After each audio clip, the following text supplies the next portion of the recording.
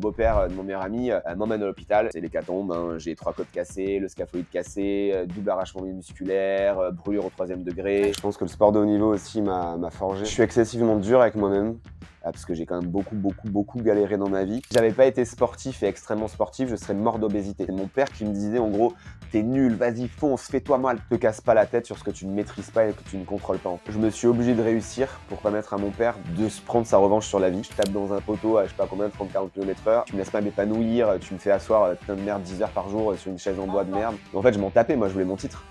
J'en ai rien à foutre de la douleur. Moi c'est l'objectif, c'est que j'avais pas eu ce mindset, je serais J'aimerais que tu te présentes, mais que tu te présentes sans parler de ton expertise, de ta profession, que tu te présentes différemment.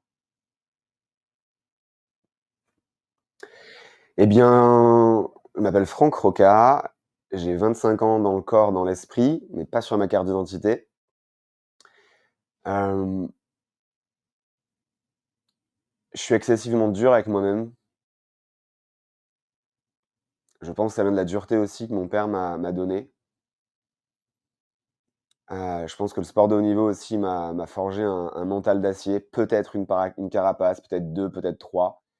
Je suis dur avec les gens que j'aime.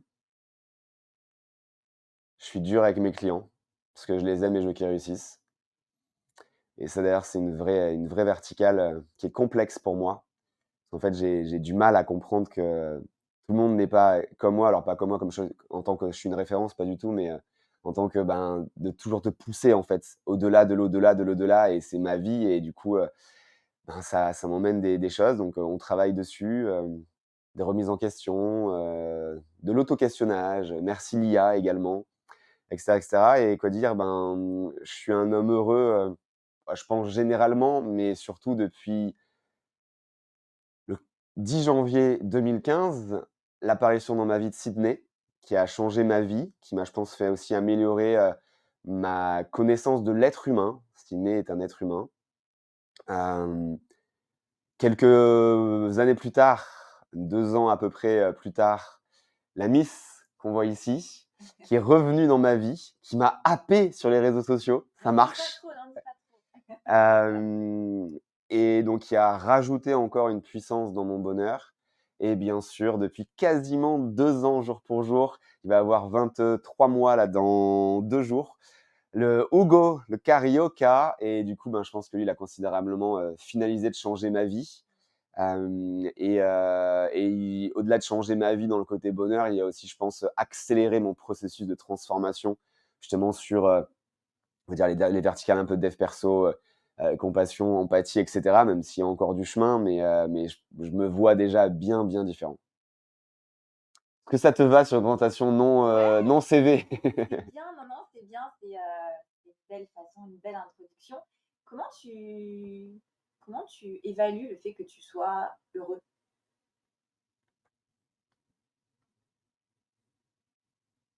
Quand, en 20-80, tout ce que je fais dans ma journée, dans ma vie, en fait, est des choses que j'ai validées, que j'ai voulu faire, que je me suis, donné l'opportunité de les réaliser. Comme là, voilà, depuis, 4 ans, de voyager autour du monde, de pouvoir, offrir des expériences à toutes les personnes que j'aime, ma famille, toi, Hugo, et donner ces opportunités. Donc, voilà, je pense que c'est un gros rôle et après, bien sûr, sur le côté bonheur et également énergie, c'est toute ma partie, audience client. Souvent mes clients me disent: «Comment tu fais pour» voilà, hier par exemple, j'ai fait 10 heures de live quasiment, parce que vraiment je vais chercher cette énergie, c'est toi qui me donnes cette énergie, j'ai vraiment ce besoin-là, j'ai vraiment je pense que je suis vraiment, sincèrement, hein, je pense vraiment que je suis là pour montrer aux gens le plein potentiel qu'ils se cachent ou qu'ils n'osent pas aller chercher au fond d'eux et finalement, si on regarde vraiment ma vie, c'est un peu ce que j'ai toujours fait. Avant d'avoir «l'âge» entre guillemets d'avoir un métier, j'ai toujours été la locomotive. Les potes, les ci, les là, à droite, à gauche, toujours, à les pousser. Une fois que j'ai eu des métiers, toujours un peu déjà, toujours, entrepreneur et à toujours ne pas, me satisfaire de ce que j'avais, même si j'ai bien galéré, mais du coup, je cherchais des choses différentes et meilleures. Et surtout, bien sûr, mon passage, en tant qu'entraîneur, d'athlète de haut niveau. On a quand même été jusqu'au championnat du monde, c'est pas rien. Et bien sûr, ma partie à moi, mais là, je parle en termes de coach. Et bien sûr, depuis une dizaine d'années, avec donc les coachs d'entrepreneurs, en tout cas des personnes qui veulent se lancer dans l'entrepreneuriat et ou celles qui veulent développer leur business. Et dans tout ce que tu viens de me dire, du coup, j'ai l'impression quand même que ton bonheur, il est un peu tributaire du bonheur des autres. C'est une bonne remarque. Parce que je suis pas parti là également sur la partie intrinsèque personnelle, ce qui est bizarre ou pas. Oui, j'ai oublié même un élément super important d'ailleurs. On va dire le sport, l'activité, tout ça, j'en ai pas parlé finalement. Je pense que c'est d'avoir démarré en mode fais-moi une présentation différente. Donc ouais, bien sûr, le sport. D'ailleurs là, j'ai une belle énergie parce que ce matin à 8 heures du mat, j'ai repris le beach tennis parce que là, j'ai eu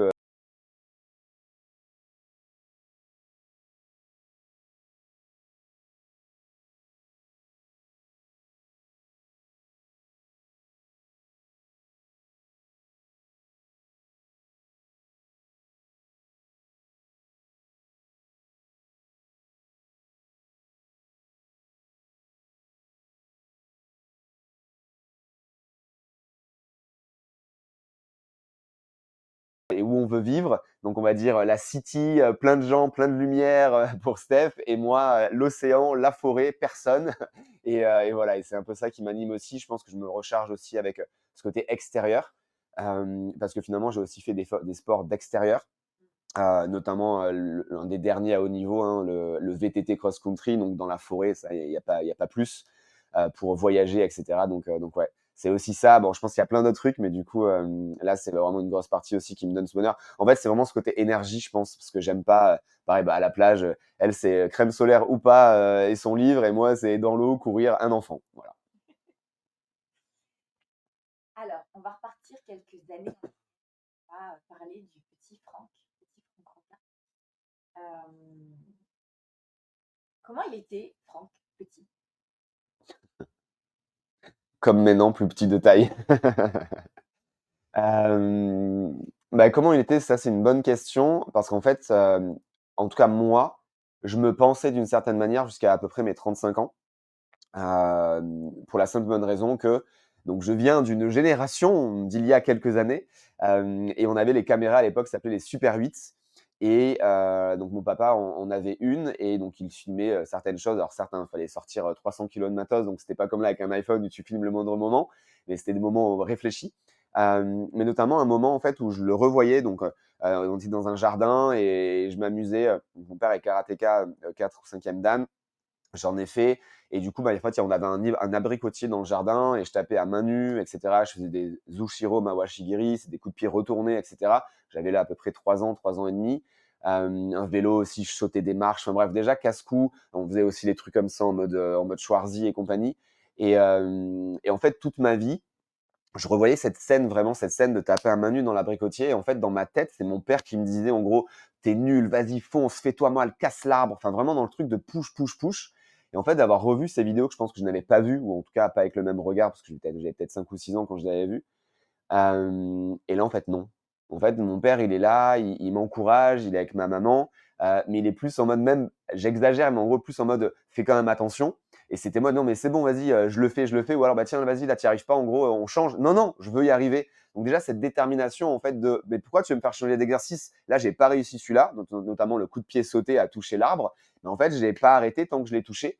Et donc, voilà, et en fait, ça m'a fait vraiment une sorte de révélation, un écho de non, finalement, en fait, je pense que je l'ai eu dans mon ADN. Et alors, je sais pas de quelle manière et pourquoi, mais en fait, je sais que ça m'a fait vraiment quelque chose de savoir que finalement, c'était moi-même. Ça m'a peut-être fait comprendre des choses également. Et ça m'a, je pense, fait vraiment avancer énormément ouais, dans ma compréhension intrinsèque. Ça m'a peut-être aussi permis de me dire que mon père était un peu moins dur que ce que je pensais. Et ouais, donc ça, c'était moi, le Franck enfant. Mais malgré tout, mes parents, ils m'ont mis une raquette de tennis à l'âge de 3 ans. Et en fait, depuis ce jour-là, il s'est quasiment pas passé un jour où j'ai pas fait de sport. Je pense que ça a bercé ma vie et surtout mon mindset, parce que j'ai quand même beaucoup, beaucoup, beaucoup galéré dans ma vie, à tester plein, plein de choses opportunistes, et cetera. Et je pense que si j'avais pas eu ce mindset, je serais salarié, c'est une certitude. C'est le mindset qui m'a sorti de tout par rapport à la résilience que ça m'a donné, parce que j'ai quand même alors c'est pas galéré pendant 15 ans, mais entre l'âge de avoir un métier, gagner de l'argent seul et là, «réussir» entre guillemets, en tout cas différemment.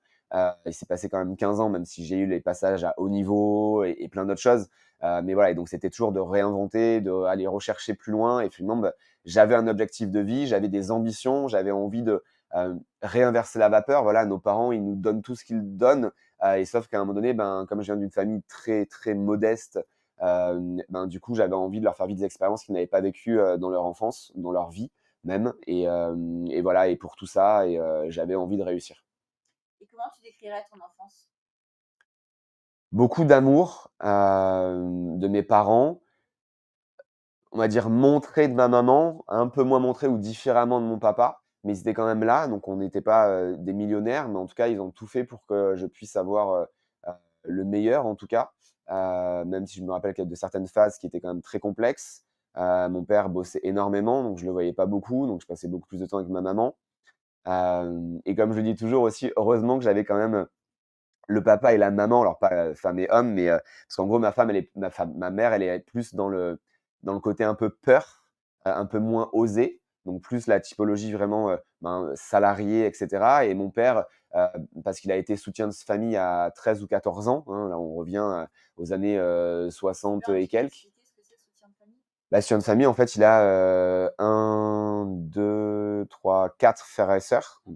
Et bah, en fait, à 14 ans, c'est son père, parce que je crois que sa maman n'a jamais travaillé, ben, ne pouvait pas subvenir à tout le monde, et donc en gros, ils lui ont dit: «Ben, démerde-toi, va gagner de l'argent», et Pour subvenir aux besoins de la famille. pour subvenir aux besoins de la famille, et donc je crois qu'il le disait, je crois que ses premiers salaires, je crois que c'était 300 francs, je crois, et en fait, il donnait l'enveloppe à ses parents et son père lui redonnait, je sais plus, 10 ou 20 francs, j'en sais rien.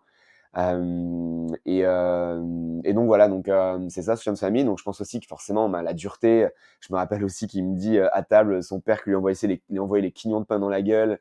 Donc voilà, je pense que forcément, à un moment donné, de toute façon, des chats ne font pas des chiens, et cetera. Bon, malgré tout, on vient de ma génération, enfin plutôt de la génération de mes parents, où ses parents ont fait la guerre.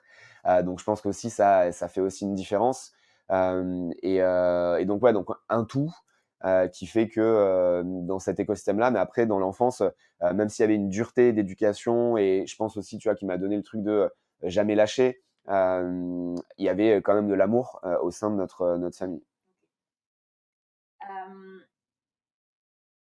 Est-ce que tu peux me parler d'un souvenir de ton enfance? Quelque chose qui te revient, où tu te sens bien, heureux ou, Alors, je pense que j'en ai plusieurs, mais j'en ai un en fait qui est imagé, et d'ailleurs peut-être qu'on mettra même en post-prod avec cette image qui, jusqu'à l'arrivée de Hugo, était, l'image de ma vie. Elle l'est encore, mais du coup maintenant il y a Hugo qui prend une place, et toi aussi, mais si vraiment je pense sur la vie entière, parce que du coup Hugo et toi, c'est pas ma vie entière. C'est, une photo de mon papa et moi, on est dans l'Estérel sur la Côte d'Azur, c'est une forêt. Et mon père y allait très, très souvent pour, bah, taper à main nue ou sur, des choses qu'on appelle ça du foin, sur un arbre. Il courait et cetera, pareil aussi sportif, et il m'emmenait avec lui, et je me rappellerai toujours, il est en jean, chemise, moi je suis en basket, et en fait on court, tous les 2, et en fait cette photo elle reflète ma vie. Elle reflète mon père, ben, voilà, il va courir dans les stérelles en chemise, et moi, ben, qui suis là tout petit, je sais pas, je dois peut-être 4-5 ans sur cette photo, peut-être un peu moins, et voilà, on est dehors, c'est du sport, je crois qu'il me regarde, c'est pas je crois, il me regarde. Et du coup, ouais, je pense que c'est vraiment la photo de ma life. donc tu te rappelles du moment où c'est la photo que tu as vue et qui finalement globalise un petit peu et peut Ah, généraliser, difficile à c'était tu dire, avais quel âge? difficile, j'avais 4-5 ans, donc difficile Ouais. à dire que je me rappelle du moment, et est-ce que c'est la photo qui fait qu'elle me fait le rappeler? Je pourrais pas répondre. Est-ce que tu as, est-ce que dans ta famille, il y avait des peut-être des traditions ou peut-être des croyances un peu limitantes, que peut-être enfant tu n'avais pas forcément, remarqué, mais que maintenant adulte et papa, tu peux, effectivement ouais, les analyser? Ouais, je pense qu'il y en a beaucoup. Je pense qu'il y en a vraiment beaucoup. Après, c'est aussi difficile par rapport à ce qu'ils ont pu vivre dans leur enfance, que je sais pas trop, et cetera. Donc déjà, voilà, c'est une grande famille, hein, 4 frères et sœurs. C'est ça, hein, je me suis pas trompé, hein, il y a 2 filles et 2 hommes, c'est ça, hein? C'est ça. Donc ils étaient 5, ouais, c'est ça et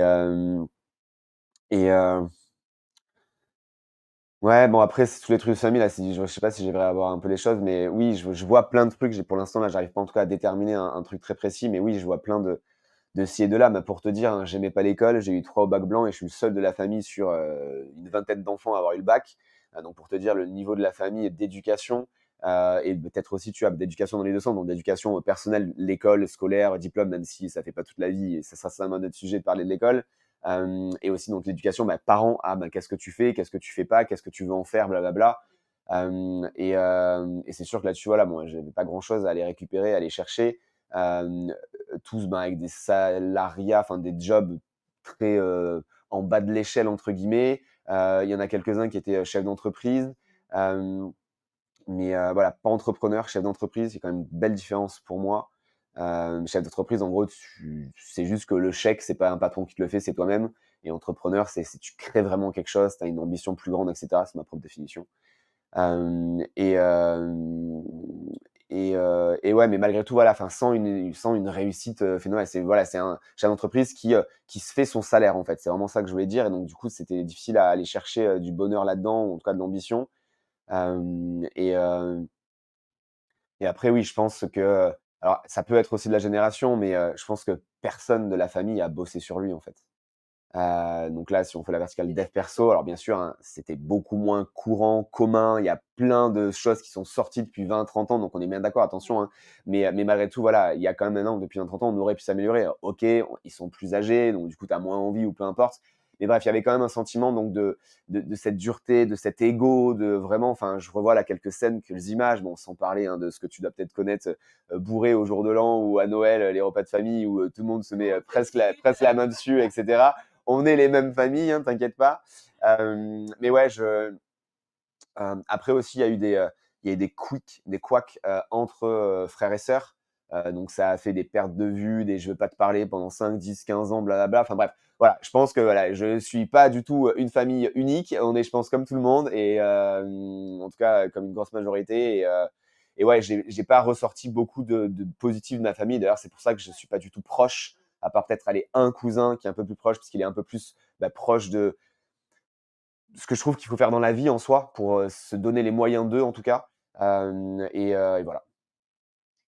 Ouais, donc tu pas de souvenir vraiment, de moments de famille où vous êtes tous ensemble, où je sais pas, vous passez Si, si, des on en a forcément dans les repas de famille, Noël, peut-être anniversaire, et cetera. Il y en a. Après, tous ensemble tout le temps, j'en sais rien parce qu'il y a toujours des je suis pas là, je suis fatigué, blablabla. Mais par exemple, là, si je refais un fast forward, justement, quand j'ai commencé à réussir, je crois que c'est directement dès que j'ai un peu d'argent, donc 2016, en fait, sur 2 ou 3 étés, en fait, voilà, c'est toujours de redonner, en fait, même si moi j'ai galéré et que je l'ai à la transpiration. En fait, là, j'ai dit, tiens, toute ma famille, je vous invite. Là, c'est une journée, tout frais payé. Donc, on était dans des activités, des sites, vous regardez pas. J'ai donné ma carte bleue à l'endroit où on était, qui est multi-activités, restaurant, etc. Vas-y, vous faites plaisir toute la journée. Et il y a peut-être toujours quelqu'un, non, je suis fatigué, j'ai mal au cul, blablabla. J'ai fait ça donc 2 ou 3 ans. Et puis après, presque même à me faire insulter par ma famille, la jalousie qui arrive, etc. Et du coup, je fais, démerdez-vous en soi. Et oui, bon, la jalousie aussi qui est arrivée dans la famille sur en plus une personne qui était une des personnes les plus proches de moi. Mais bon, voilà, c'est comme ça, c'est comme ça, hein, on peut pas refaire le monde. Donc voilà, encore une fois, c'est juste pour valider que c'est pas tout rose et que justement, faut faire avec et c'est là où il faut bosser sur soi et aller chercher justement. Et ce que j'aime dire, c'est, je pense que ça aussi, je l'ai fait au fur et à mesure et on peut toujours aller l'améliorer. Je pense que j'ai encore beaucoup de choses à améliorer. D'un point de vue pro, je pense que c'est pas trop mal. D'un point de vue, on va dire perso, famille, je pense que je peux encore l'améliorer sur te casse pas la tête sur ce que tu ne maîtrises pas et que tu ne contrôles pas en fait. Donc passe de l'énergie, prends du temps sur ce que tu peux maîtriser. Le regard des gens, ce qu'ils vont dire toi, tu peux pas le maîtriser. Et ça sert à rien d'aller tenter de leur faire changer d'avis. Tu vas perdre de l'énergie et vont te descendre. Donc du coup, voilà, ça c'est un truc aussi que j'ai appris à faire. Mmh. Hem, C'était quoi ton jour préféré de la semaine quand tu étais petit? Mmh. Pas le dimanche parce qu'il fallait retourner à l'école le lundi. Donc ça c'est le plus mauvais. Ouais. Hem, Le plus beau, bah, je pense que Alors, faudrait se rappeler des jours où j'avais le sport. Donc, je pense le mercredi. Voilà, mercredi après-midi. tu t'avais pas des habitudes de famille. Par exemple, moi, je prends un exemple. Toi, quand j'étais petite, j'adorais le mardi soir parce que c'était le mardi, il y avait la série Tintin et Milou. Je ne sais pas si tu Ouais. regardais aussi qui passait. Et c'était le soir où mes parents m'autorisaient à regarder la télé parce qu'il n'y avait pas école le lendemain ou plus tard. Et que du coup, et ce moment-là de famille, de partage, je pense que je regarderai tout le temps au fond de moi parce qu'il y avait vraiment bah, voilà, ce moment un peu extraordinaire. Est-ce que tu as des moments comme ça, justement, dont tu te rappelles?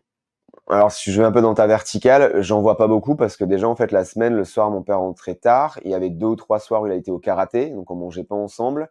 Le samedi, il bossait, il y avait que le dimanche. Le dimanche matin, il se reposait devant Automoto. Et ça, bah, tiens, alors je sais pas si c'est un truc de bonheur, mais je me rappelle une anecdote où donc mon père, c'était là, il prenait 1 heure Automoto, je crois que c'était de 10 à 11, un truc comme ça. Et ma mère trouvait seulement ce moment-là pour passer l'aspirateur. Et du coup, tous les dimanches matins, j'avais le droit à faire tu me fais chier, pourquoi tu passes l'aspirateur maintenant, etc., etc.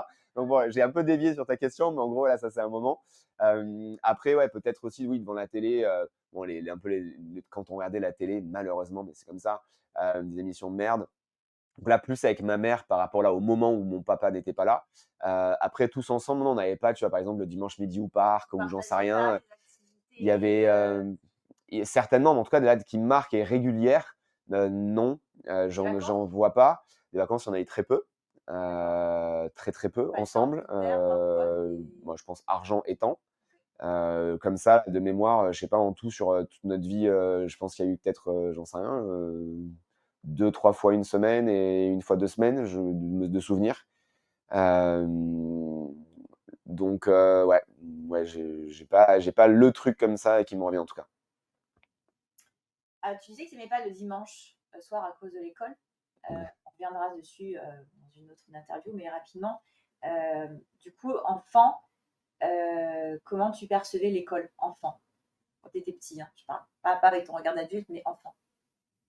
Bah, c'est toujours pareil, hein, c'est difficile toujours de répondre à une question comme ça, en plus avec ton regard d'enfant. Est-ce que j'ai un biais maintenant de tout ça? Mais heu, je pense malgré tout que je le pense. Alors c'est peut-être pas le même mot, mais en tout cas en termes de blocage, de bloquant, de tu me laisses pas vivre qui je suis, tu me laisses pas m'épanouir, tu me fais asseoir, putain de merde 10 heures par jour, sur une chaise en bois de Enfant, merde. tu sentais déjà ça? Mais Tu en fait, ressentais ça peut-être? j'avais pas cette émotion que je suis en train de donner, mais en tout cas, je savais la récréation, je revenais, j'étais en nage. Enfin voilà, c'est pas pour moi. C'est pas pour moi d'écouter quelqu'un là, c'est pas pour moi. C'est déjà ça, je savais que c'était pas pour moi. Bon, en plus, avec cette connasse de maîtresse, en On maternelle en ou parlera plus CP, tard. qui On en m'a parlera plus bloqué. Oui, tard. mais voilà, mais blocage, donc du coup blocage, donc de la merde. Voilà. Ouais. Et Et en plus faire des devoirs, lire des livres. tu penses pas que ce blocage-là, finalement, alors cette histoire qui s'est passée avec ta maîtresse, dont on parlera plus tard, euh, quelque part vient de toi et de ton caractère déjà que tu avais petit? Non, mais certainement, ça là, c'est très compliqué à le dire, hein, mais forcément, c'est sûr, ce côté d'être dehors, de bouger, du sport que dans notre pays, il y a quoi, il y a 1 heure par semaine. Hem, je pense. Après, difficile à dire. Est-ce que j'avais déjà le truc de j'en ai rien à foutre de l'histoire? Ça, c'est vraiment un truc où voilà, on n'est pas dans le passé, on va vers l'avant. Ça, c'est un truc à moi. La géo, ben, j'ai envie de voyager pour la découvrir. Je sais pas, c'est vraiment difficile à répondre à ces questions-là, vraiment de l'enfance. En tout cas, je sais que je me vois là dans la cour de récré. Enfin, si tu me demandes, fais une question, comment tu vas à l'école? En fait, bah, je me vois en douleur à l'intérieur de la salle et en mode, «épanoui» entre guillemets, à l'extérieur sur la cour de récré. Bon, en plus, très jeune, 7-8 ans, déjà je revendais les billes qu'on achetait au machin, enfin donc voilà, j'avais besoin en fait de m'épanouir, et c'était pas à l'intérieur d'une classe en tout cas. Ouais, c'était la bouffée d'oxygène. Voilà, la récré, si tu sortais, tu Ouais, respirais et tu retrouvais tes copains et tu faisais plein de trucs. Et tout à fait. comment t'étais avec tes. T'avais beaucoup de copains? Copines? Heu, J'en avais pas tant que ça, mais j'en avais toujours, je pense 2, 3, 4, 5, et cetera. J'ai jamais été toujours à avoir, 15, 20, 50, 200 personnes. Non, ça a toujours été assez, petit groupe, et je pense que justement, c'est aussi quelque chose en fait, je pense que ça, c'est après coup, mais je pense qu'en fait, j'ai fait évoluer mes petits groupes en fonction de moi aussi, de mon évolution. Donc en fait, un peu le Mindset Hour, le livre que j'avais écrit, je pense que finalement, je l'avais vraiment incarné, où en fait, bah, je me vois parce que je vois en fait les petits groupes qui ont évolué. Donc du coup, bah, ce petit groupe finalement, bah, je le vois plus, j'en vois un autre et je le vois plus et j'en vois un autre. Et puis après, au plus tu grandis, donc au plus c'est plus forcément des groupes, c'est plutôt peut-être même du solo ami, meilleur ami, quoi que ce soit. Et pareil, après, ben, t'évolues et différemment et tout ça, tout ça. Bon, là, c'est encore une autre histoire où on est à des milliers de kilomètres. Mais ouais, j'ai jamais eu énormément d'amis. D'accord. Et tu parlais de billes, à la récré, c'était quoi ça, ton passe-temps? Ouais. En fait, c'est parce que voilà, déjà, ben, avec cette histoire-là, en fait, j'étais déjà ultra occupé, en fait. Et donc, finalement, occupé à découvrir, à créer des opportunités, etc. Donc, j'avais forcément moins de temps aussi pour avoir plus d'amis. Donc, c'est aussi un truc comme ça qui me jouait, parce que j'étais vraiment toujours à la découverte d'eux. Alors, on n'avait pas encore forcément Internet et l'ordinateur et tout ça, mais toujours, voilà, les mécanos, aller découvrir, démonter une télé pour voir comment ça marche. Enfin, toujours très curieux, en fait. Donc, du coup, la curiosité te prend du temps. Et donc là, ben voilà, je m'en rappelle. Donc, je sais que mes parents, mais surtout ma mère, faisaient pas mal de brocantes, vide-greniers, etc. Alors, pour vendre, mais surtout pour acheter. Et en fait, ben, dès qu'on voyait des sortes de sacs de bigarro, de billes, etc., je fais, hey, je peux l'avoir, je peux l'avoir. Donc, ça coûtait que dalle, hein, je sais pas, 5, 10, 15 francs, j'en sais rien. Et du coup, bah, moi, à l'école, je les revendais à l'unité, et du coup, je me faisais du bénéfice.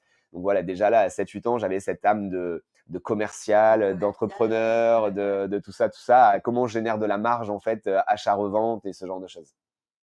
Et tu avais un rêve quand tu étais petit? Tennisman professionnel? D'accord. Ça a été longtemps, Je un sens une petite pointe de regret là. ouais, ça a été longtemps, une assez grosse douleur. Et j'en ai longtemps voulu à mes parents, pour ça, parce que, je reste convaincu que j'aurais pu vraiment aller très, très, très, très loin, parce que déjà, à très jeune, j'avais déjà un très, très gros niveau. Et en fait, bah, là, le boulot, le pas le boulot, ce qu'ils voulaient, ce qu'ils voulaient pas. Maintenant, voilà, j'ai entre guillemets, j'ai arrêté d'être rancunier là-dessus depuis pas mal d'années. Mmh. Mais pour moi, voilà, c'est que, ben, je pense qu'ils auraient pu faire un peu plus d'efforts, à m'emmener, parce que même si c'est un peu différent du foot, il y a un peu moins de tournois, mais il y en a quand même beaucoup pour justement, bah, prendre des points et te faire montrer et aller chercher, eh bien, les juniors Roland-Garros et blablabla. Et du coup, là, je sais que je leur aurais voulu beaucoup, surtout qu'en plus après, donc quand j'avais 20 ans et que j'étais coach de natation, et là, en fait, je voyais passer, bah, les parents qui venaient, faire des choses pour leurs enfants, et je me revois une famille. La maman qui bossait, donc elle avait 3 enfants, donc en plus elle allait les 3 à la natation, donc ça durait sur 3 heures. Ils habitaient à une demi-heure de route, ils faisaient manger, faire les devoirs dans l'enceinte de la piscine, enfin bref. Et je me dis, bah ça, en fait, mes parents auraient pu le faire en soi. Du coup, ça a appuyé en fait le fait que j'avais raison, entre guillemets, qu'ils auraient pu se donner les moyens d'eux. Donc c'est pour ça que je pense que ça a accentué un peu ma rancune. Et puis après, voilà, tu grandis, tu évolues, etc. Mais ouais, ça, c'est, j'y pense très, très souvent. Tu penses qu'ils croyaient pas en toi, en ton potentiel, ou juste ils n'ont pas pris conscience que, c'était un rôle qu'ils auraient peut-être pu, «mieux faire» entre guillemets, même si j'imagine qu'ils ont fait leur Moi, je maximum? pense qu'il y a plusieurs raisons, celle que tu viens de dire. Après, j'en vois une, c'est qu'en fait, ben, ma mère, elle est pas du tout sport, et donc du coup, peut-être plus en gros, entre guillemets, à s'en foutre ou pas comprendre les raisons, le pourquoi. Et comme c'est elle qui avait plus de temps que mon père, et que mon père plus sur le côté sport, mais du coup, ben, en gros, du lundi au samedi, tu l'oublies.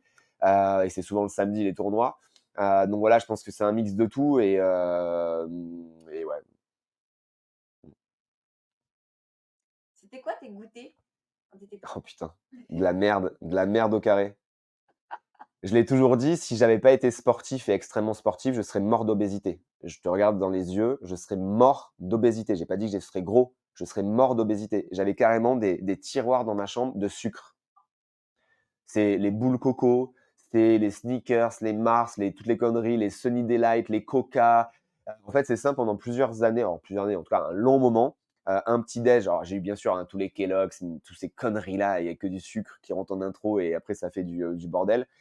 Mais il y en a un, alors je sais pas s'il est mieux que le sucre, mais tout aussi pourri. C'est, je coupais 2 bananes en rondelles, et je fondais un tiers à un quart du pot de Nutella dans le micro-ondes, et je mangeais les 2 bananes avec un tiers à un quart du pot de Nutella tous les matins. Le pot de Nutella, du coup, me faisait même pas la semaine. Tous les matins? Oui.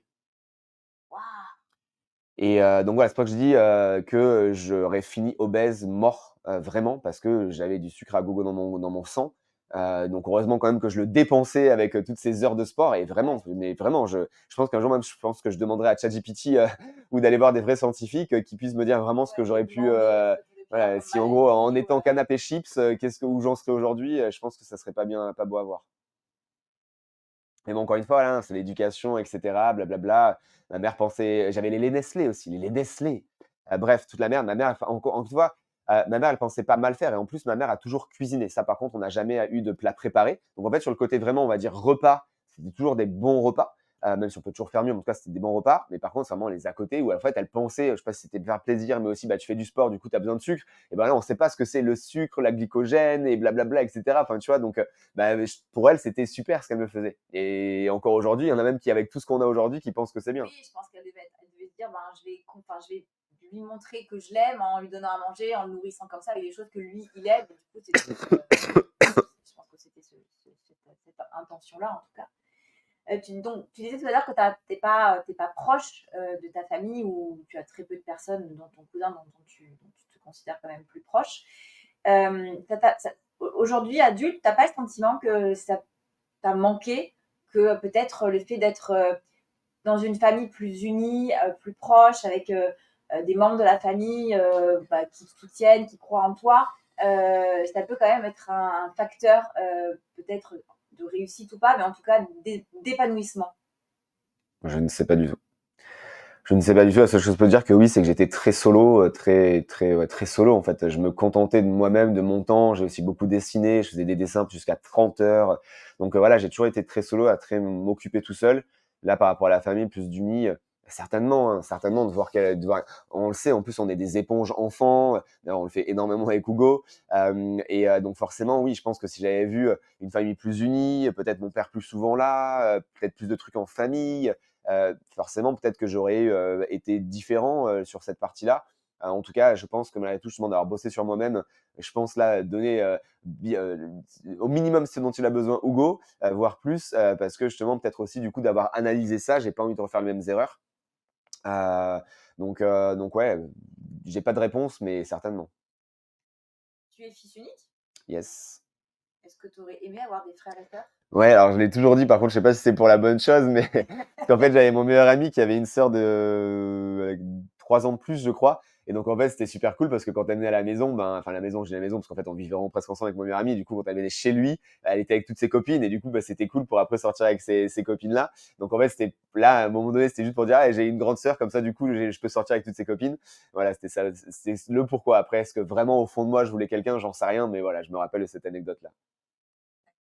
C'est marrant parce qu'on en parle souvent tous les deux justement par rapport au Hugo, qui, bon, pour l'instant, il est seul, et de se dire que ben, par notre choix de notre mode de vie, ça serait cool qu'il y ait un petit frère ou une petite sœur, parce que on dit finalement le frère ou la sœur, c'est l'ami à vie, que quoi qu'il se passe, il sera toujours là. Et ça, tu penses pas que t'aurais aimé quand même avoir ce genre de complicité avec quelqu'un? Ouais, mais c'est très vrai, hein. Pour Hugo, on le sait, on le veut, et cetera. En tout cas, on aimerait, et tout ça. Mais du coup, voilà, pareil, c'est une question, de toute façon, toutes les questions de l'enfance, c'est compliqué à les valider dans l'enfance. Je dirais peut-être un peu plus oui que non, justement, par rapport à ce meilleur ami qui avait une sœur et que du coup, ben, forcément, ça, tu le vois tous les jours, donc du coup, tu vois un peu ce que ça peut donner, ce que ça peut faire. Mais difficile en tant qu'enfant vraiment à valider d'avoir un frère ou une sœur, je sais pas. T'as pas eu une sensation de manque ou de fois de t'ennuyer, d'être seul Bah, voilà, comme je dis, est-ce que justement, est-ce que c'est d'avoir été seul et du coup peut-être d'avoir connu de l'ennui que rapidement j'ai trouvé des solutions Ouais. solo à ne jamais m'ennuyer finalement. C'est difficile à répondre, mais c'est sûr que je sais que je m'occupais énormément, voilà, de cette curiosité. Est-ce que aussi peut-être justement d'avoir été seul, ça m'a obligé à être curieux, ce que j'ai énormément aujourd'hui, hein. Je suis curieux de plein de choses, je suis passionné par plein de thématiques, je connais pas mal de thématiques, je pousse le bouchon, la crypto, blockchain, l'investissement, les startups, la psychologie, le marketing, enfin bref, tellement le sport, l'éducation, il y a vraiment plein de trucs qui me passionnent. Même les langages de l'amour.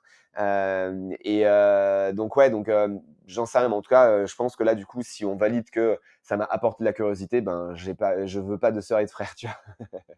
Tout à l'heure, tu racontais l'anecdote que tu tapais l'abricotier à main nue. C'est quoi quand tu étais enfant, encore une fois, je parle enfant, ta relation à la douleur ou à la peur? Alors difficile à dire, je revois quelques photos, forcément j'ai quelques larmes, parce qu'une j'étais ci, une c'était là, mais j'en vois aussi d'autres où, par exemple, j'étais sur une moto et je tape dans un poteau à je sais pas combien, 30-40 km/h avec le Avec ca la moto, tu fonces dans le poteau. ouais, bah, je venais juste de l'avoir et cetera et je crois que je sais même pas si j'avais le casque là, c'est ce truc-là et en fait, c'est plus, ben, les adultes qui étaient là, donc certainement mes parents et je sais pas s'il y a des amis et qui me disent en gros: «Bah, c'est bon arrête». Je fais: «Non mais vas-y», en gros je continue. Donc je pense vraiment dans mon ADN, j'avais vraiment ça, je pense que j'ai dû mal. Après, bien sûr que j'ai dû pleurer et cetera, mais je pense qu'en fait, je pense qu'en fait, j'étais plus à entre guillemets «être émotionnellement touché» par, des engueulades de mes parents plutôt que, je me suis, fait mal, si cassé quelque chose, tapé un mur ou je ne sais quoi d'autre, en fait. D'ailleurs, je m'en rappelle, tiens, j'ai une image qui me revient avec mes cousins quand, ma tante me gardait, dans leur maison, on jouait à cache-cache et je me rappellerai toujours, il y avait un immeuble à côté, on était dans la cage d'escalier et on était avec donc 2, 3, 4 et je me rappelle, on ouvre, une fenêtre donc pour voir où celui qui devait nous chercher, où il était et en fait, là donc un de mes cousins, pousse la fenêtre et en fait je me prends l'angle et du coup, bah, moi je continue et à un moment donné, en fait, je vois le mur et je vois du rouge et Tu dis: «Merde» et là je fais ça et je fais: «Oh putain, je saigne», donc voilà, mais en fait, je m'étais ouvert la carte, j'ai eu 3 ou 4 points. Voilà, et bon, tu en avais gros pas un eu mal? peu, je sentais rien en fait, j'avais Ouais. rien senti et cetera donc voilà, c'est une anecdote. Bon après l'arcade, hein, c'est plus que ça pisse le sang que ça fait mal en soi. Mais voilà, après j'ai plein de trucs, ben si, une autre, hein, du mal, bon même si j'étais un peu plus âgé, mais bah, la course qui titrait champion de France en moto, en plus, il y avait toute ma famille qui était venue parce que c'était à Nîmes, dans le Gard et le circuit de Lénon pour les connaisseurs en moto et en plus, c'était en 2001 je crois, il y avait une des plus grandes inondations, du pays, en tout cas à l'époque et donc on avait fait toutes les parties, qualifications et cetera sur le sec et en moto très rapidement pour l'anecdote, bah, en fait, tu as des réglages de suspension et de moto en gros qui sont différents que si c'est un sol sec ou un sol mouillé et bref et donc du coup le matin je fais la qualif et je tombe dans l'avant-dernier virage, je monte en l'air, ce qu'on appelle donc là vraiment c'est une des plus grosses chutes, en moto, et en retombant, j'ai ma main qui se met entre le fourreau de fourche et la roue, bref tout ça, tout ça. Donc là en fait, je me retourne, j'avais pas mal d'avance, j'avais fait le wall shot, j'étais premier et du coup là en fait je fais: «OK, c'est bon, je peux repartir», donc j'arrache ma main en fait et là je tombe dans les pommes, je me réveille dans l'ambulance et après je me revois aussi là sur, le lit là de l'ambulance, enfin de l'endroit du circuit avec le docteur. Et en gros, mais tout excité parce que je sais que je peux être titré. Donc en gros, vas-y, ferme ta gueule, je veux y aller, etc. Donc là, oui, j'avais ces sentiments-là, j'avais une vingtaine d'années. Je vois le bout de ma moto, je vois mon père arriver, etc.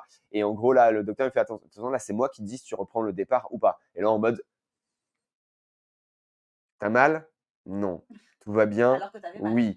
Je pense pas, parce que là, je pense que j'étais encore dans le show, etc. Mais de toute façon, moi, ce que je voulais qu'il me signe mon putain de papier pour faire le départ. Et donc là, en fait, bah, du coup, j'y vais, je fais papa, vas-y, répare-moi la moto, on y va, etc. Et donc là, bon, bah, il me lâche, donc il me donne mon papier. Et donc là, on va dans les paddocks Donc ton et papier, c'est bon, tu peux remonter sur la je moto peux et tu peux je peux faire la course en fait, même faire la si j'ai course. parti dernier, parce que du coup, bah, j'ai pas fini les Ouais. qualifications.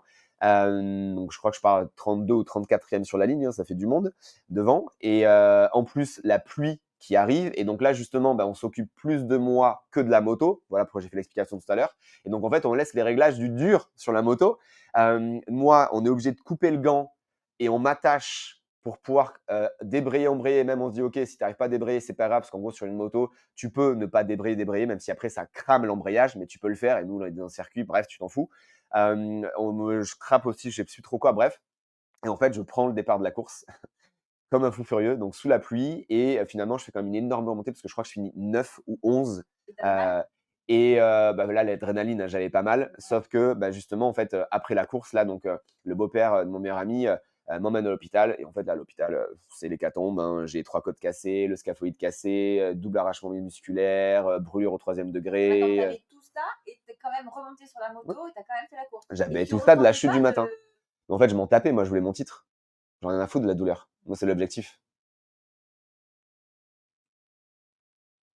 Donc ouais, donc après j'ai eu 2-3 semaines le plat, le tout ça, tout ça. D'ailleurs, je passais mon brevet d'état pour être éducateur sportif aux activités de la moto et j'avais passé déjà un premier truc sur les tests de cross en forêt et après il y avait les choses blablabla et en fait là, bah, ça a été mon 1er blackout de toute ma vie, parce que, ben, du coup, bref, je devais monter une école de pilotage en Europe et cetera. Je pense qu'on en reparlera. Mais bref, voilà, donc du coup, voilà, c'est oui, dur au mal et j'en ai rien à foutre. Moi, c'est tant que j'ai pas un objectif, j'y vais. et Ça s'est passé en vélo aussi, bref, hein. Pareil aussi des chutes, tu es Alors là, remonté, des chutes, mais aussi, sinon même un jour, c'était une coupe de France avec le champion olympique de 2000 à Sydney, Miguel Martinez, pour ceux qui connaissent. Il y avait aussi, non, je crois pas qu'il y ait, si, il y avait peut-être Julien Absalon aussi, double champion olympique, 8 fois champion du monde, un peu le niveau. Et en fait, c'était dans la Bresse, dans les Vosges, il faisait -18, il pleuvait pendant les 4 jours. Il y a même un pont du circuit qui est tombé, ils nous ont raccourci. Et en fait, moi, sur les élites, il y avait, je crois, 240 participants. On a fini à 40 parce qu'ils sont tous arrêtés, ils avaient froid, ils sont partis en hypothermie. Et donc, moi, j'étais dans les finishers. On avait ça debout, bref. Donc voilà, c'est le mindset, c'est tu t'arrêtes pas. c'est fou quand même le mindset, hein, comment ça construit ta vie et tout. On en reparlera ça aussi, évidemment, c'est un long sujet. Est-ce que tu avais à part le sport, donc je précise, des hobbies ou des passions quand tu étais petit? Et est-ce que tu continues à les pratiquer aujourd'hui? Est-ce que tu continues à faire ces hobbies-là que tu pouvais avoir? À part le sport, j'avais le dessin, Ok, beaucoup. ok, J'ai beaucoup dessiné. Mon père aussi beaucoup, lui, c'était plus de la peinture à l'huile et aussi aquarelle. Et moi, j'ai beaucoup dessiné, j'ai aussi pas mal fait de choses, etc. J'étais très manuel. Donc je pense que je dirais dessin et on va dire curiosité, donc découvrir plein de choses. J'aimais aussi bien tout ouais. ce qui est armes, couteaux, et cetera. Donc je pense aussi là de mon papa qui aimait un peu ça, mais surtout aussi des films. On était dans l'épopée de Stallone et Schwarzy, Commando, Terminator, Excellent. Rocky, voilà, et surtout Rambo. D'ailleurs, pour l'anecdote, à un Noël, j'avais eu le couteau de Rambo avec la barre d'hémorragie, etc., etc. Bref, hein, le vrai couteau comme ça, c'est même plus une arme blanche là à ce niveau-là. Et donc ouais, j'avais tout ça. D'ailleurs, j'ai encore chez mes parents le plus petit pistolet au monde. Enfin voilà, j'avais beaucoup de passion finalement parce que j'aimais découvrir tout ça. Et en fait, quand j'avais une passion, je faisais all-in. Sauf que quand on a plusieurs, tu fais all-in de partout, du coup, il te reste moins de temps. C'est ça. Tu parles que tu étais curieux quand tu étais petit. Alors, il n'y avait pas effectivement l'accès à Internet qu'on a aujourd'hui. D'ailleurs, tu dis souvent, les jeunes d'aujourd'hui, ils ont vraiment une chance inouïe qui peut-être ne se rendent pas compte d'avoir accès aussi facilement à l'information avec Internet. Est-ce que tu, est-ce que tu aimais lire? Est-ce que comment tu allais chercher justement l'information eh, pour pouvoir justement combler ce besoin de curiosité? C'est une bonne question. Je pense avoir trouvé la réponse, mais d'abord rebondir sur lire. Alors non. D'ailleurs, même pour l'anecdote, j'aimais tellement pas lire. Bon, en plus, là, je te parle surtout des livres de l'école. J'allais dire Mozart, non, mais Molière, toutes ces conneries-là, là. Trucs qui font rien avancer. Et aussi les trucs de Ulysse, là. Oh là là, la préhistoire de Grèce ou je sais pas trop quoi, là. Et en fait, même j'ai réussi, j'avais, je pense, déjà la persuasion de Robert Cialdini dans mon cerveau. Je réussissais à faire lire le livre à mes parents pour qu'ils m'en fassent un résumé. Euh, et Attends, attends, en fait, tu avais t'avais un livre à lire à l'école, donc tu devais disserter sur sur le putain, livre, dissertation, ouais, c'est ce mot-là. Ouais. disserter, et donc tes parents lisaient le livre pour qu'ils te fassent le résumé et qu'après toi tu puisses. Et alors ça marchait? Eh ben, je me rappelle d'une fois, et oui, je pense que j'ai pas eu 0, j'ai peut-être eu 3 ou 5, j'en sais rien. Mais ouais, c'était cool. Mais ouais, non, alors du tout à l'école, non, j'ai jamais lu un livre. Et même pour l'anecdote, je crois que ça, après, on arrive au lycée. Tu te rappelles, au lycée, il y avait les résumés des livres que tu pouvais Oui, acheter aussi. oui, En fait, moi, je lisais la 4e page de couvre oui, des d'accord. résumés du livre. Donc, en fait, je lisais 5 lignes sur un livre de 300 pages. Et bah, après, allez, un tas de chez Salut et on y va ou pas. Hein. Et donc, du coup, non, pas du tout. Donc, du coup, je pense qu'en fait, là, ce que j'avais cherché, donc, pas dans les livres et pas dans l'Internet, c'était justement dans les mains et je démonte, je ouvre, je referme, je ci, je là, tiens, la pluie, le machin, c'était vraiment tout ça parce que j'étais vraiment beaucoup à l'extérieur. Et ouais, c'était vraiment ça parce que les bibliothèques, hein, je pense que je vais aller 3 fois obligé et tiré par le cul de mes parents. Mais non, non, c'était vraiment cette découverte du monde extérieur, en fait. De la vie des grands, je pense. C'est marrant parce que tu dis que tu n'aimais pas lire, et pourtant tu dis qu'il y a un livre qui t'a marqué quand tu étais petit. Ouais, mais parce que c'est pas vraiment de la lecture, c'est plus des images. Mais oui, il y a un peu de lecture. Mais oui, il y avait, parce que pas ma mission de vie, ma passion. Donc, c'était le livre du commandant, un des livres du commandant Cousteau, Les dauphins et les baleines. Je revois encore la jaquette en temps parlant, la couverture. Et donc, oui, il m'a marqué, mais je pense que c'est même pas le texte. Je pense que le texte, je m'en rappelle pas, mais c'est plus pour ce que le commandant Cousteau emmène. Bon, c'était aussi l'époque du Grand Bleu. J'avais aussi la chanson du Grand Bleu. Et du coup, c'est plus sur voilà, découvert ce milieu marin qu'on est en train de mettre à péril. coup, en parlant du milieu marin, ça a un petit peu influencé ton enfance. Est-ce que tu as fait des choses par attrait pour le milieu marin ou c'est venu beaucoup plus tard? Alors enfant, je saurais pas dire, j'ai pas de souvenir, mais encore une fois, enfant, tu as un besoin de parents quand même à un moment donné, enfin un minimum, pour aller bouger ou faire ce genre de choses, même si tu peux toujours faire des choses. Mais non, je pense pas trop et je pense que j'avais pas encore vraiment cette conscience-là, et puis aussi, il faut dire qu'il y a peut-être, 30-40 ans, c'était peut-être pas aussi grave qu'aujourd'hui, aussi, donc c'est difficile à dire. Et après sinon, bah, par contre depuis oui, hein, si, pas mal quand même de choses bénévoles. J'ai aussi donné énormément d'argent dans les associations, notamment Sea Shepherd, Surfrider, pas mal d'associations. Donc Surfrider, c'est pour les coraux, replanter des coraux, bah, là où tout a été cannibalisé. Sea Shepherd, c'est carrément pour combattre cette partie conne du Japon, qui est un des plus gros chalutiers et qui fait des assassinats de baleines et de dauphins, et c'est aussi avec les îles Féroé, les bains de sang de mer Rouge, 1 à 2 fois par an, enfin bref, tous ces trucs-là.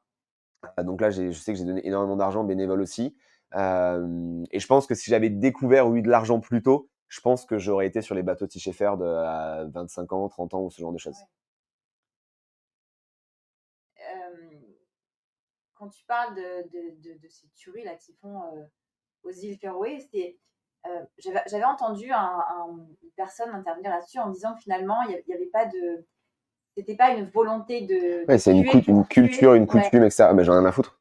C'est une culture ou pas. Moi, je suis pas croyant, donc j'en ai rien à foutre. C'est tu tues des animaux, ils t'ont rien fait, donc tu te démerdes. Si tu as besoin d'argent, tu fais autre chose, tu vois. Voilà, je suis assez radical là-dessus, hein, parce que c'est juste pas possible. En plus, enfin voilà, on va pas ouvrir le débat, etc. Mais là, pour moi, non. Comme je suis pas croyant, j'ai rien à foutre de la culture ou je sais pas comment ça, la coutume là, dans cette tradition. tradition. Tu peux, en fait, c'est un peu comme l'école. C'est à un moment donné, faut aussi être cool et tu vois, c'est bien. Ok, t'as peut-être une addition de la préhistoire et là, ok, je veux bien. Et c'était le seul truc que tu pouvais faire pour manger. Là maintenant, il y a plein d'autres choses. Donc du coup, ben, va chercher bonheur et arrête ta putain de tradition qui sert plus à rien, quoi. Mmh. Vous aviez un animal de compagnie quand tu étais petit? Non, on a eu un chien par mon oncle, enfin, mon oncle avait un chien et donc du coup, je le voyais un petit peu. C'était un berger, allemand qui d'ailleurs en plus, ben, c'était moi son idole, il me protégeait. Je me rappelle, je le vois encore quand il était là: «Non, non, viens pas, même mes parents et cetera, je me vois dans une baignoire et cetera, blablabla». Et après, les seuls animaux qu'on a eus, c'était 2 petites tortues, Schwarzy et Stallone. Des petites tortues d'eau et que j'avais nommées donc Schwarzy et Stallone ou peut-être Van Damme et enfin, bah, un des 3 voilà, c'était mes 3 du coup, c'était Schwarzy, Van Damme et Stallone et voilà. Hem, est-ce que tu peux nous partager un défi, un obstacle que tu as rencontré quand tu étais enfant? Pas forcément en lien avec le sport encore une fois, hein, mais en obstacle et qui a fait, en gros qui tu es aujourd'hui? Ça peut être, je sais pas, une histoire dans la famille, ça peut être, je sais pas, quelque chose, une épreuve, un moment, qui a fait que tu es comme ça aujourd'hui et que, tu as peut-être une forme de peut-être, je dirais de colère, je sais pas, en tout cas quelque chose dans ton enfance qui peut expliquer, Bah, quelque chose que tu je pense qu'il y a 2 verticales là-dessus. Il y en a une, je pense, qui est, je me suis obligé de réussir pour pas mettre à mon père de se prendre sa revanche sur la vie. d'accord. Donc j'ai vraiment ce côté revanchard, mais pas forcément pour moi, même si je pourrais, mais vraiment pour mon père qui a quand même bien galéré dans sa vie, qui s'est fait aussi avoir et cetera et en fait, ça, je le prends personnellement. Quand tu dis galérer, c'est quoi? Galérer parce qu'il a monté une entreprise et qu'il a galéré comme tout entrepreneur ou parce qu'il a Ouais, rencontré ouais, enfin, il galérer, a plus après croisé le sur son chemin de chemin et personnes, des connards, un comptable qui a fait perdre beaucoup d'argent et après un gros enculé. Et donc voilà et en fait, donc justement, pendant des années, justement, j'ai voulu, dev persoïquement parlant, réussir à lui faire un peu travailler là-dessus pour qu'il ait plus cette rancœur parce elle perturbe sa vie, elle perturbait la nôtre. Donc après, là, il y a un peu plus de sagesse aussi avec l'âge. Mais malgré tout, sur le côté revanche ben voilà, ce qu'il a pas pu vivre et en plus ce qui s'est empêché de vivre parce que c'était aussi de pouvoir nous donner plus, mais finalement, bah, ça a été l'effet complètement inverse. Du coup, bah, c'est moi là de voir comment moi je peux leur retransmettre un peu ça et les épanouir. Et du coup, là, je suis aussi super heureux d'avoir, même si je l'ai eu un peu plus tard que ce que j'espérais dans mon enfance, l'enfant, voilà, de lui donner du bonheur avec Hugo. Et ma mère aussi, mais là, c'était par rapport à mon père et cette rancœur-là. Donc, je pense que j'ai une revanche vraiment là-dessus Donc c'est pour ça aussi, c'est ce qui me donne ma foi, c'est qu'en fait, tu peux arriver, tu peux m'insulter, tu peux me mettre sur la gueule, j'en ai rien à foutre en fait. J'ai tellement au fond de moi quelque chose de puissant que tu pourras jamais m'arrêter. Donc si tu cherches, déjà, ne teste pas parce que de toute façon, je serai toujours plus puissant que toi. Euh, et, euh, et après, personnellement, ben parce que je suis performeur et que je suis obligé en fait d'aller chercher ce que je me suis fixé. Et puis maintenant, encore plus, toi et encore plus avec Hugo, où bah là c'est démultiplié, où en fait là, je veux juste tout faire pour que vous ayez la meilleure vie possible. Qu'est-ce que tu ressens comme émotion quand tu repenses à ce qu'a pu vivre ton père par rapport à ce qui lui est arrivé aujourd'hui? Je m'en veux de pas avoir été aussi smart à l'époque que je suis aujourd'hui pour justement avoir, lui avoir fait ouvrir Et les quel yeux. âge il avait? Toi, Mmh. pardon, toi, tu avais quel âge toi, à ce moment-là? Moi, c'est entre mes, je dirais entre mes 10 et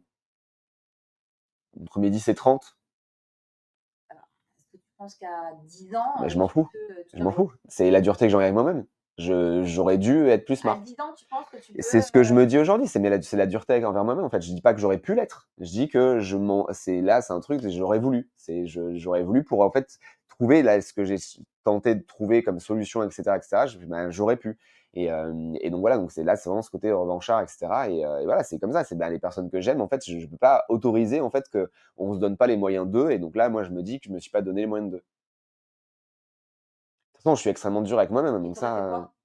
j'en sais rien aujourd'hui. Si j'ai mon smartitude d'aujourd'hui, je le sais, mais bon là, ça se dit pas publiquement. Et c'est pas tuer forcément, c'est pas ça, hein, mais des trucs de voilà, je vais pas étaler là tout ça. Mais voilà, il y a des choses à faire, il y a de la réflexion, de la psychologie, il y a pas mal de trucs à faire.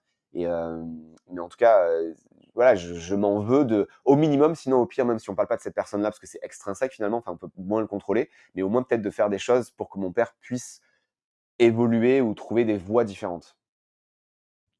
On sent beaucoup de colère quand même encore, hein, aujourd'hui. Bah, moi, en fait, j'ai de la colère parce que mon père a baisé sa vie pendant 20 ans à cause de ça. Et donc c'est ça, en fait, je veux lui redonner les 20 ans qu'il a perdus. Mmh. Et tu crois pas que justement c'est plus intéressant de lui redonner ce Bah, c'est ce sourire que en c'est ce que je fais. parlant d'autre chose Mais peut-être c'est ou ce que je en fais. Là, tu me poses la question, donc je te parle de pourquoi j'ai cette revanche, mais du coup, c'est ce que je fais, on n'en parle plus et je lui donne que du sourire. qu'est-ce Enfin, que j'espère en tout tu cas. oui, je pense, oui. Qu'est-ce que tu pourrais dire au Franck petit si tu devais le croiser? Heu, qu'est-ce que tu aurais envie de lui dire?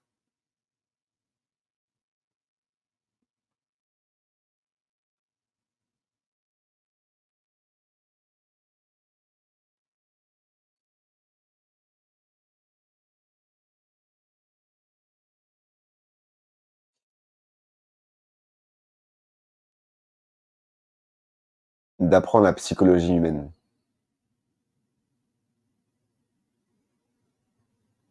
et de devenir le meilleur de la planète dans la connaissance de la psychologie humaine. Ça apporte quoi pour toi d'avoir, la connaissance sur la psychologie humaine? D'être une meilleure version de soi-même Mmh. et de mieux maîtriser ce qui peut se passer autour de toi. Et donc, ben, trouver des astuces, des solutions pour soit que les gens ne te fassent pas de mal, moins, ou que justement tu arrives à que les gens te voient d'une meilleure version, ou peu importe. Mais en tout cas, voilà, je pense que de toute façon, c'est pour moi une des choses les plus importantes. C'est pour ça que là, depuis des années maintenant, je vais très très deep là-dedans. Même si après, du coup, au-delà de la connaissance, tu as aussi des envies et des besoins, hein. Donc, c'est pas parce que tu connais quelque chose que si t'as pas envie de le faire, tu le feras pas. Mais en tout cas, ouais, je pense que il y a, je pense, plein de réponses, mais c'est celle qui me vient là. On sent que c'est fragile encore, hein, le passage avec ton papa. Qu'est-ce que tu as envie de lui dire aujourd'hui? Là, il t'écoute. Qu'est-ce que tu as envie de lui dire là maintenant? Bah là aujourd'hui, en fait, j'ai presque plus rien à lui dire là-dessus parce qu'en fait, il a déjà vachement évolué, etc. Il a plus du tout la rancœur qu'il avait à l'époque et tout ça. Donc là aujourd'hui, j'ai peut-être à la limite, c'est juste keep going, ce que tu es en train de faire, ce que tu as fait, les évolutions, la sagesse, que c'est ton propre mot, la sagesse que tu as et continue de rester qui tu es et l'amour que tu nous donnes et l'amour que tu donnes à Hugo. Parce que je pense que c'est juste le meilleur grand-parent, grand-père de la planète.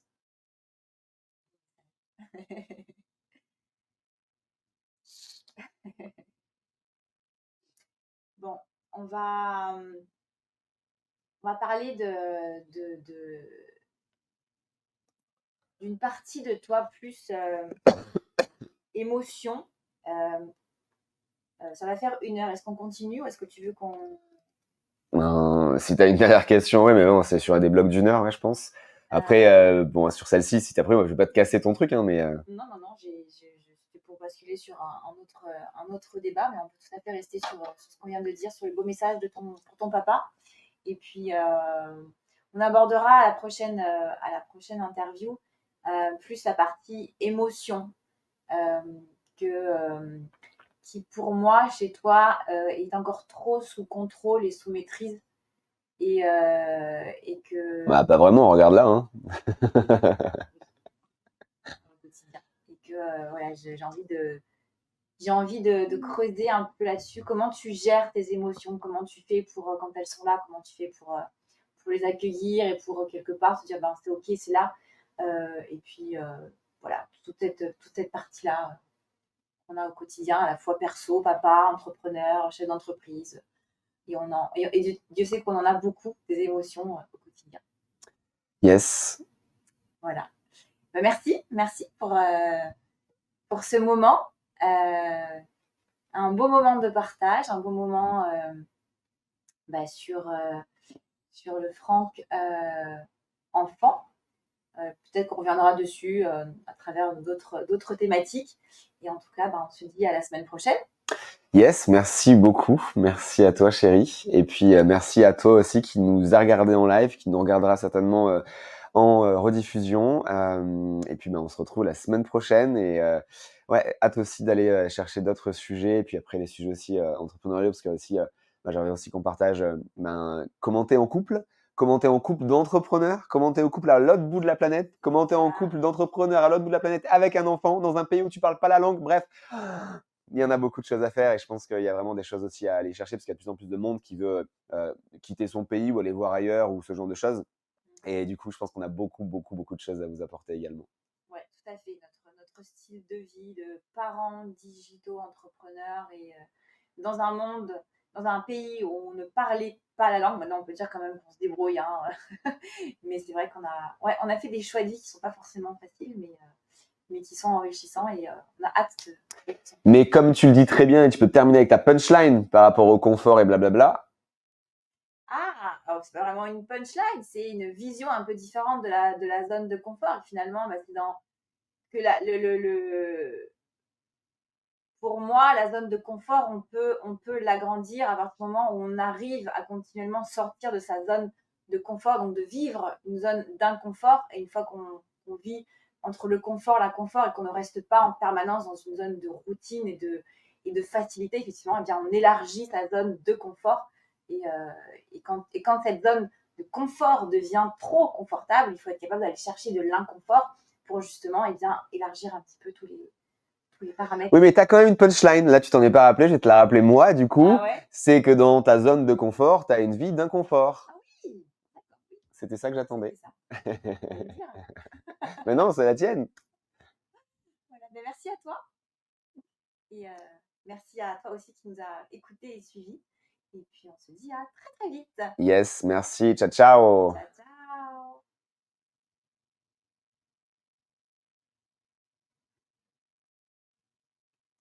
Et Instagram, normalement, il a peut-être dû couper.